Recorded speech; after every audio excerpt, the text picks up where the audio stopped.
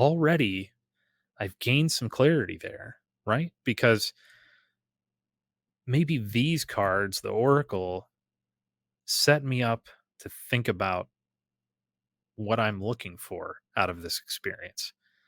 So I'm already kind of getting some clarity from this, which is really kind of exciting.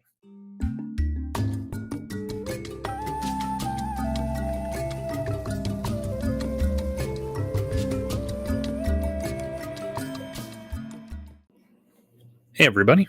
Welcome back to Blushing Nerd Tarot. Today I'm going to take a look at mystical moments. Just picked up the Oracle. And if you were watching my first ever live, thanks to Gerald on the Tarot Stash channel, I mentioned on there that I have been lately picking up oracles that are designed or paired with tarot decks that I already have, because I am expanding my oracle collection. And so I already had the tarot of mystical moments, um, and was in my local one of my local metaphysical shops and saw the oracle there, and I thought, maybe it's time for that one. So what I'd like to do, obviously, there's lots of information out there on these decks, some great flip throughs um, and other types of reviews. So instead, I'll make that part of this and I'll go through some of the info on the decks. We'll look at some of the cards, but I also want this to be a bit of a deck test drive.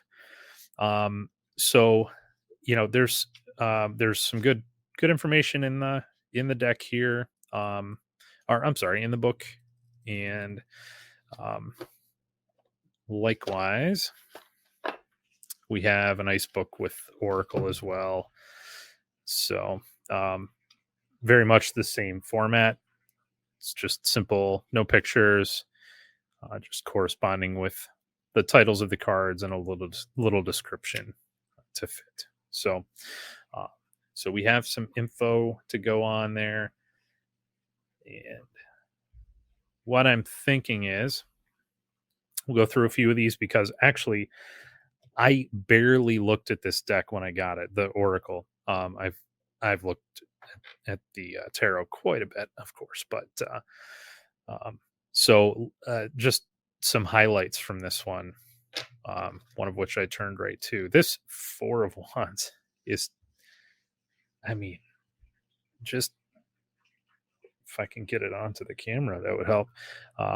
Really, just an amazing place has been created there for us. And that's what I love about the artwork from Katrine Wells Stein, is that there really is this, maybe for folks that do path working. I'd be curious to hear if this is a deck that you have used for that, or would consider using for that, just because there are so many scenes that we could put ourselves in and really just immerse yourself in the imagery and the ideas, the concepts, the symbolism.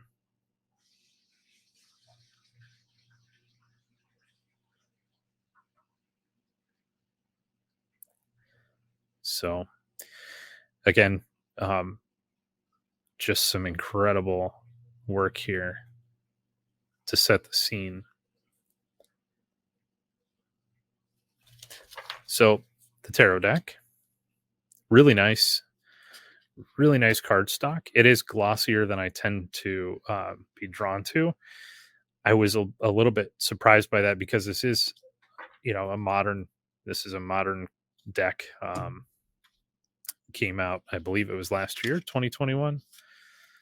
Oh, it was 2020. So still within the last couple of years, which, um, if Tarot Tube is any indication, glossy cardstock hasn't really been a favorite in the community. So it's a little surprising to see decks come out that way, but um,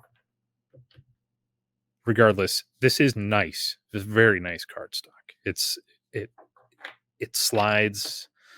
It's not at all sticky. It doesn't have any hanging or bent edges like you get with some other decks that I've taken a look at. Also, the gilding is pretty great. Love the silver gilding. So, so then by comparison, we take a look at also U.S. games, the Oracle, and the Oracle came out in 2017. This is a first edition, later printing.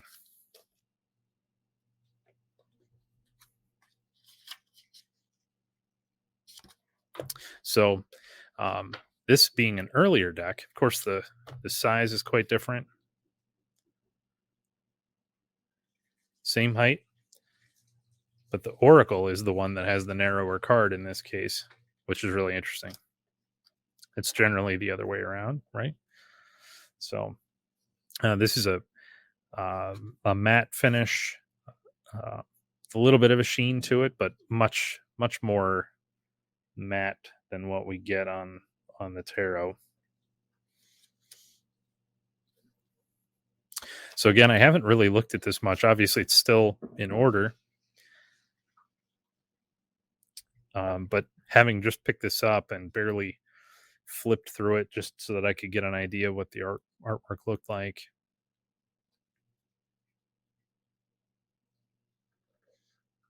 There's a scene we can get into, right? Sleeping Beauty's dream.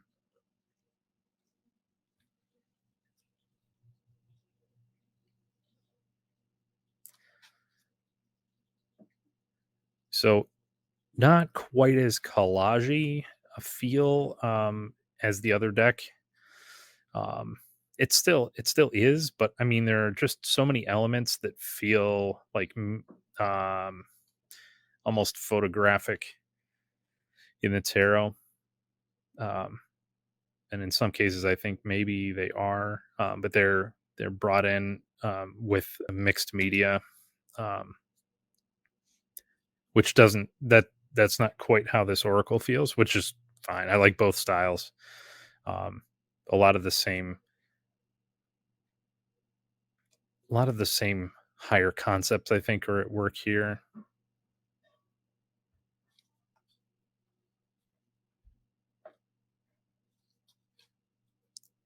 So what I have in mind for this is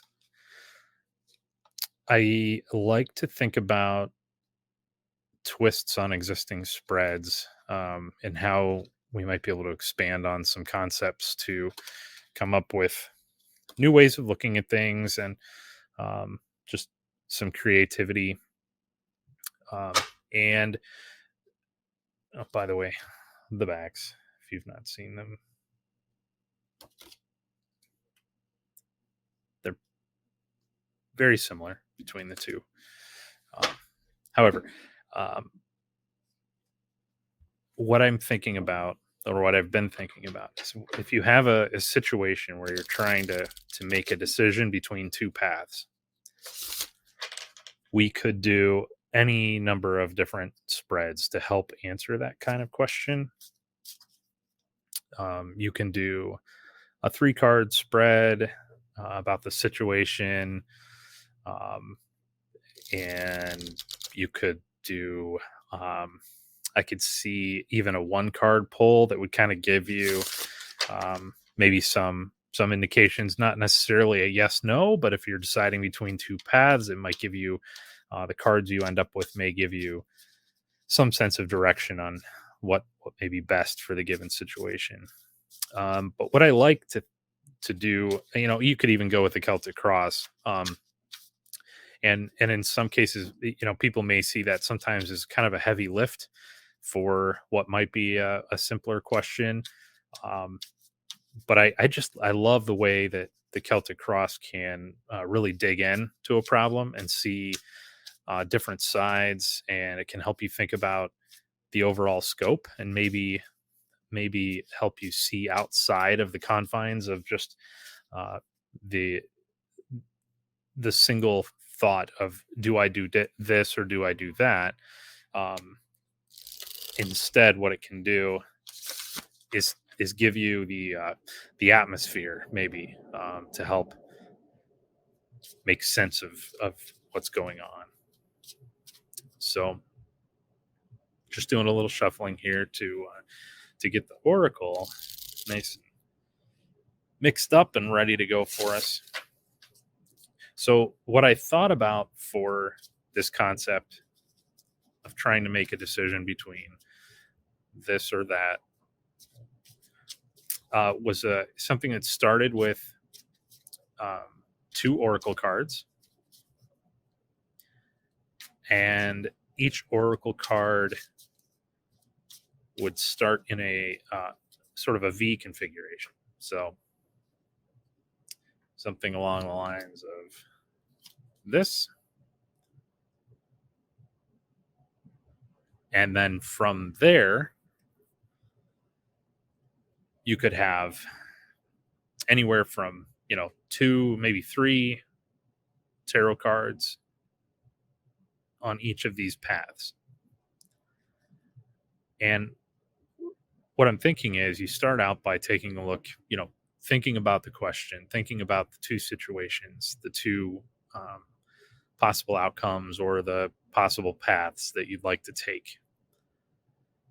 And then we would turn over the oracle cards and think about, maybe not think too much, just sort of react to those two oracle cards and see which one feels like the better path that relates to your desired outcome or your thoughts on how you'd like that situation to go. And it's not deciding between the two paths at that point. What it's doing is it's illustrating that you have a bifurcation and you have two choices, two options ahead of you. And it's sort of playing on that to say, well, you have two options. Let's throw down. Let's take a look at these two options and decide between them. And then we'll progress. So once you decide one or the other, does it mean that you're locked in? Well, not by any means. So, but it can help you process those two options further. So, with that in mind, why don't we just go ahead and think about it? And this may be,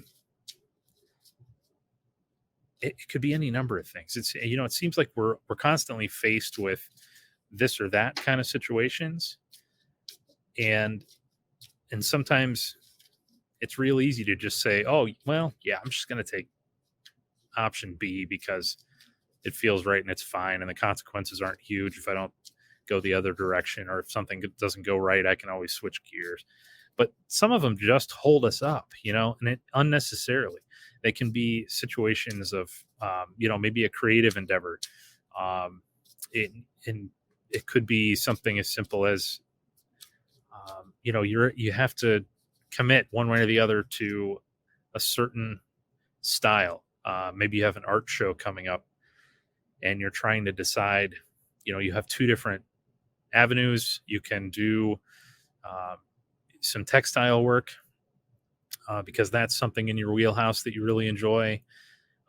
Or you can do some watercolors, and the show you're going to is open to both options, but you're really having a hard time deciding which one to go with.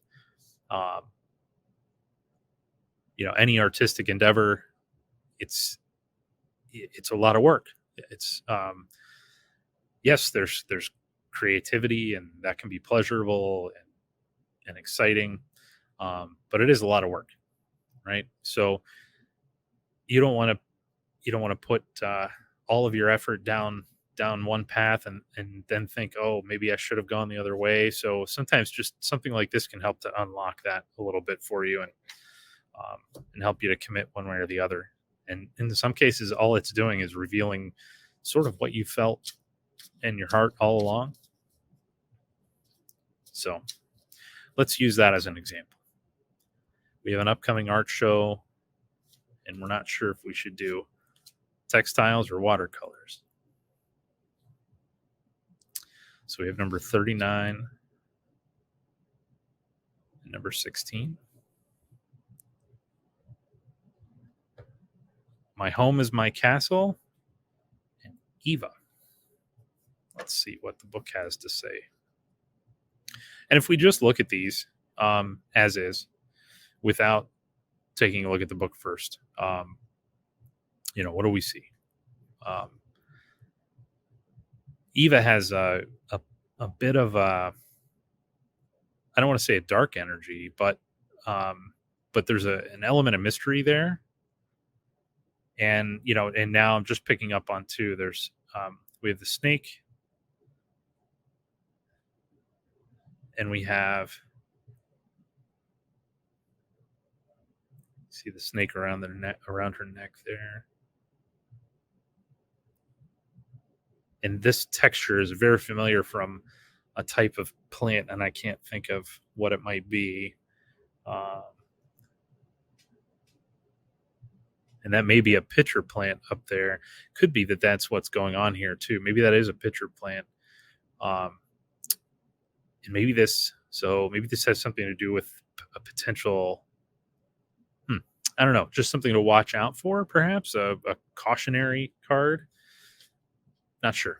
We'll find out. Take a look at the book. But then we have my home is my castle.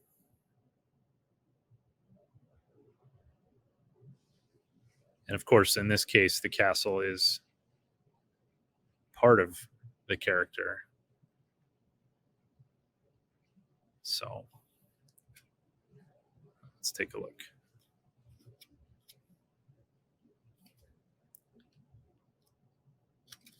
Okay, Eva. All right, I think we kind of got it there. Duplicity, deception, and caution. Caution, I think, was what we were thinking. Out of the jungle steps a woman, half of her body covered with exotic plants and flowers. A snake wriggles around her neck. The woman presents herself like a sweet fruit to be picked. She offers excitement and novelty, but be careful. Her kiss could be as toxic as the bite of a snake. Like a deceitful friend or lover, her unreadable countenance masks her true intentions.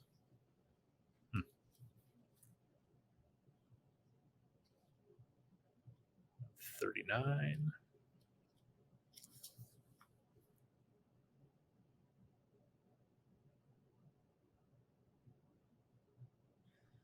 Experience of life, growth, knowledge, age.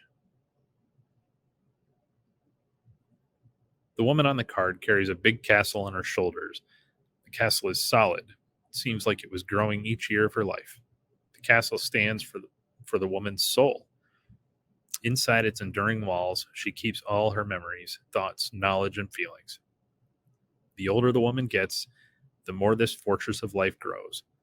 It keeps her company, defends her against pain, and provides the foundation for her true self to continue its journey. Okay. So two very different feels here, right? So let's move those down a little bit. I'm going to move this banner so you can see what's going on a little bit more.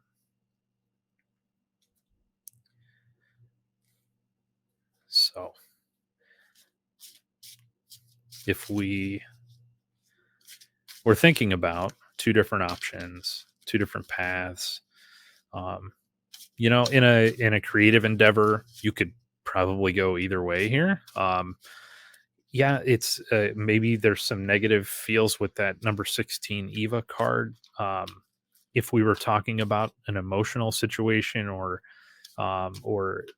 thinking about a person or a specific situation, maybe it's a relationship, something like that, then we could maybe take that as a negative in some way. But I'm tempted to not necessarily go that route with a creative endeavor like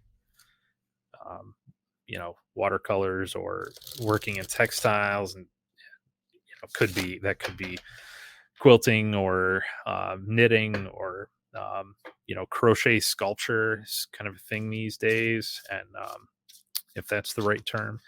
And so lots of different options there, many more than what I'm mentioning, but anyway, sometimes that's the energy you want to capture. So it could be that maybe your art style really is something that's fed by that Eva energy. Um, and if that's the case, then that would be the path you would choose, versus something that offers a fortress of protection, um, from my home is my castle. That in this kind of question, maybe that's the negative one. Maybe we don't want to be safe if we're going to be exhibiting our art. Um, Maybe we want to take chances. So let's back that down here. So I think what we'll do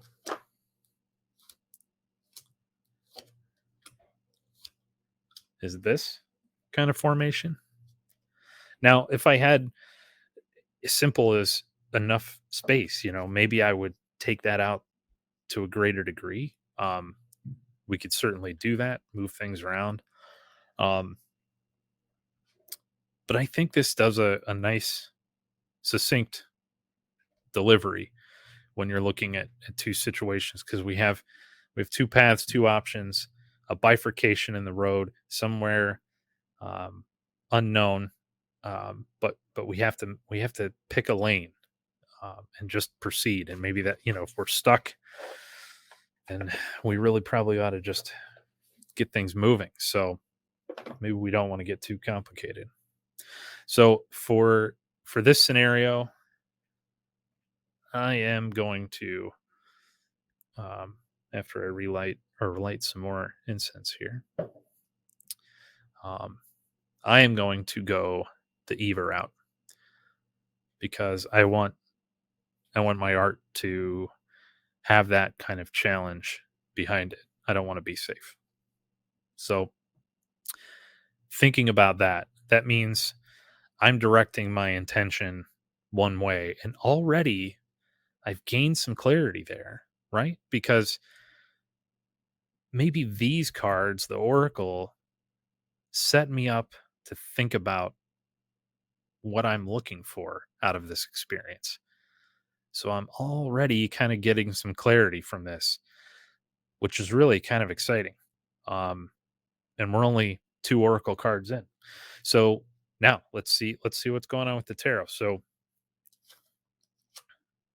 on the side we chose, like you had any choice, um, we have the Seven of Pentacles and the Knight of Wands. So the seven, I mean, we have, just look at the image here, um, there's a lot of symbolism in apples. If you cut an apple the other way, so the way this apple is cut, it's displaying the seeds, and in this case, the 7 seeds to fit our count. Um, it is, it's displaying them side by side. But if you slice the apple the other way, oftentimes it's actually going to form a pentacle, um, which is pretty fascinating. So really fun choice there from the artist here. Um, but we have someone here who has experience. Look at that bounty. So their experience has led um, to a nice outcome.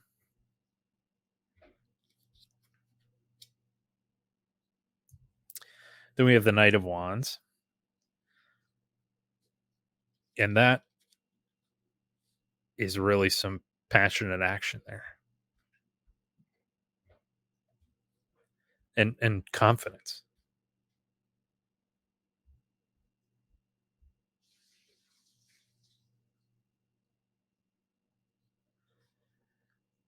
So real quick, I'm gonna pull out the book here because I'd like to see what Katrine had to say about these. Because if we were coming at this, if you're new to it and you want to do this sort of thing, the interplay here with these, just the art style, the color palettes, these just they go so well together. It's really fun to work. This is why I'm excited about um, integrating more Oracle into the tarot practice. So, Seven of Pentacles. On this card, we see a woman sitting on top of a tree. She has been busy harvesting fruits from the tree and is now resting from the hard work. On her lap, she holds a sliced apple with 7 apple seeds. They symbolize the investment she has made over the years and the potential profit that could come of it. It was hard work, and she looks forward to enjoying the results. But first, she must take the time to assess the results and plan the next stage. So, with keywords here: diligence, progress, sustainability, investment, long term results, and reward. Okay.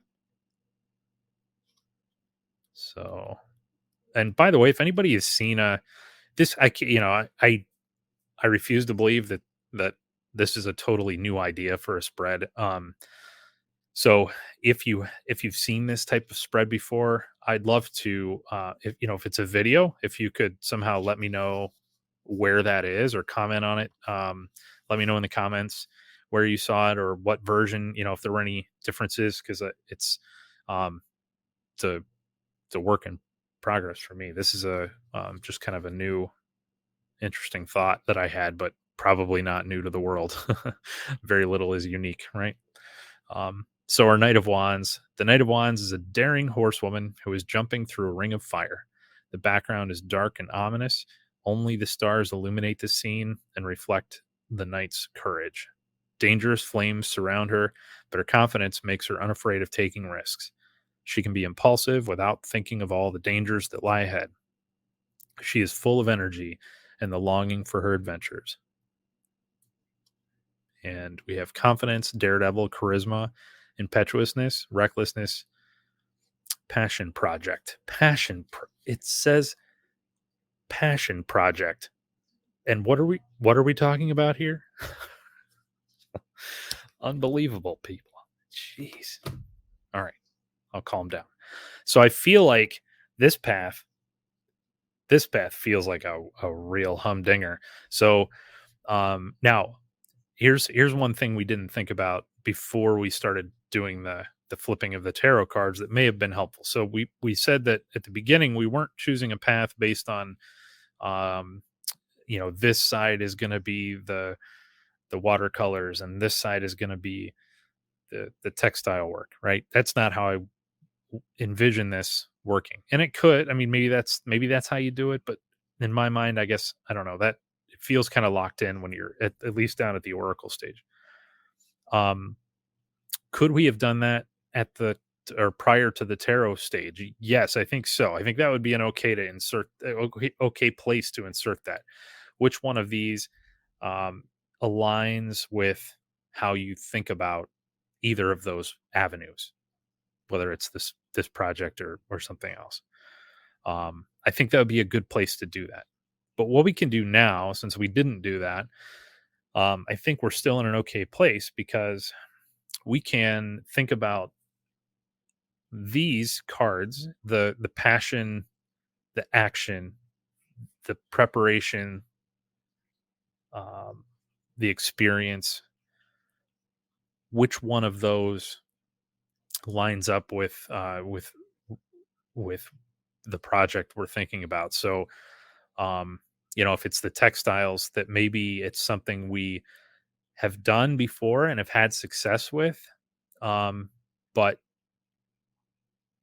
is also the one that requires the biggest passion from us and the daring action, right? Because there's motion that goes into it. There's the selecting of fabrics, there's tearing, and there's all kinds of stuff that we need that Knight of Wands passion to do it.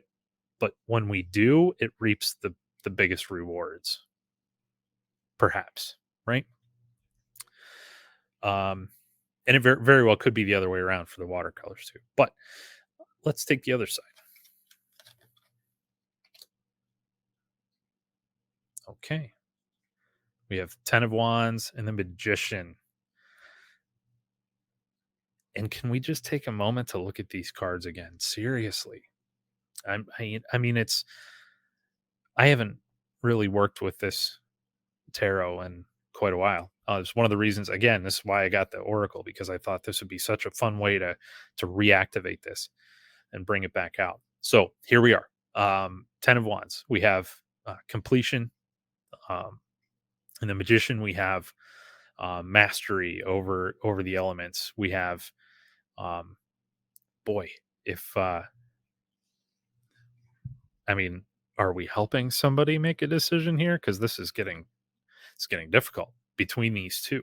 But that's just it. The clarity will come from the questioner and how they feel about those two options. Um, and we don't have to be done at 6 cards, but we do have two distinct paths here, right? Because one thing we're seeing here, and I love the synergy, because look at this. Talk about, a scenario where we have this: my home is my castle. I have this stability. Um, I have this comfort. And now we're looking at a situation where we have a completion. Maybe it's a burden, a little bit of a burden there. Maybe we don't quite even notice all of the work that we put in. We've forgotten to think about how that weighs on us in some ways. Hello. Um, and the magician having that mastery over the elements, perhaps we've spent a little too long on this one type of art, on the watercolors. Maybe we are a little stale, and of course we've reached a point of mastery and we can produce amazing pieces that really resonate with people. Um, but it's now become something that the world expects of us, and we hadn't realized that we put ourselves in that position, that we became the expert in that. And there's a there's an element of satisfaction in that, but there's also a lack of the passion.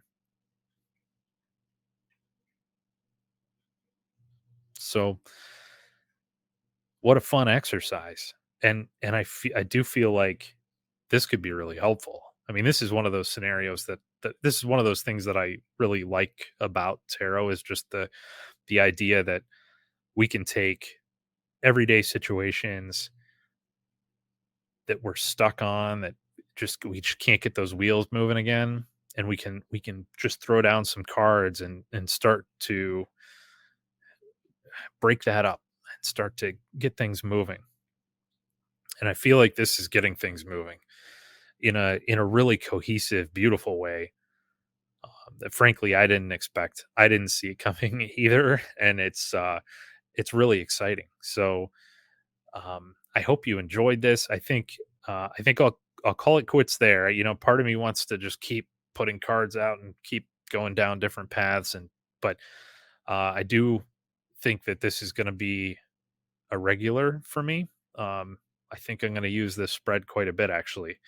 I'd love to hear your thoughts. I really appreciate having you stop by and check out my channel, and I hope this was enjoyable for you. And uh, I hope to see you again.